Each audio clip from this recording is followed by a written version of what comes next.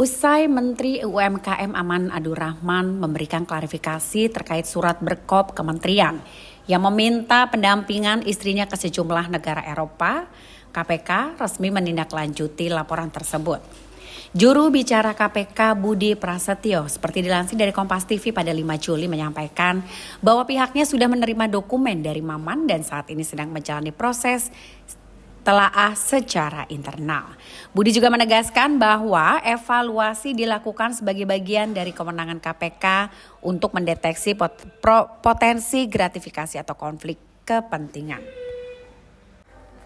Budi juga menegaskan bahwa evaluasi dilakukan sebagai bagian dari kewenangan KPK untuk mendeteksi potensi gratifikasi atau konflik kepentingan. Ia juga mengingatkan semua penyelenggara negara agar berhati-hati dalam menerima segala bentuk fasilitas, termasuk juga akses layanan, perjalanan, dan pendampingan yang bisa dikategorikan sebagai gratifikasi. Selanjutnya Budi menambahkan bahwa KPK akan mempertimbangkan persoalan ini sebagai bagian dari upaya pencegahan korupsi yang lebih luas.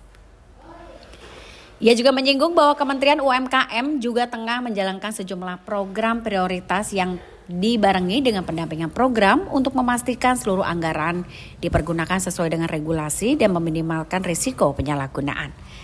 Sebelumnya, Maman menemui KPK pada Jumat 4 Juli dan menyerahkan bukti pembayaran tiket, akomodasi, dan juga transportasi.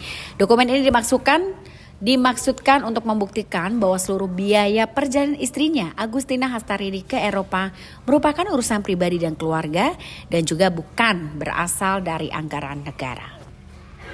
Pak Menteri juga menyampaikan beberapa dokumen kepada KPK dan tentu dokumen-dokumen itu akan kami pelajari lebih lanjut. Dan di sini kami juga mengingatkan secara umum sebagai seorang penyelenggara negara ya, siapapun tentu kita juga harus selalu berhati-hati terkait dengan potensi gratifikasi ataupun konflik kepentingan ya. Karena gratifikasi ataupun konflik kepentingan itu tidak hanya dalam bentuk barang dan jasa, tapi juga bisa dalam bentuk fasilitas, perlakuan, dan sebagainya. Dan modusnya juga bisa juga tidak langsung kepada penyelenggara yang bersangkutan, tapi bisa juga melalui keluarga.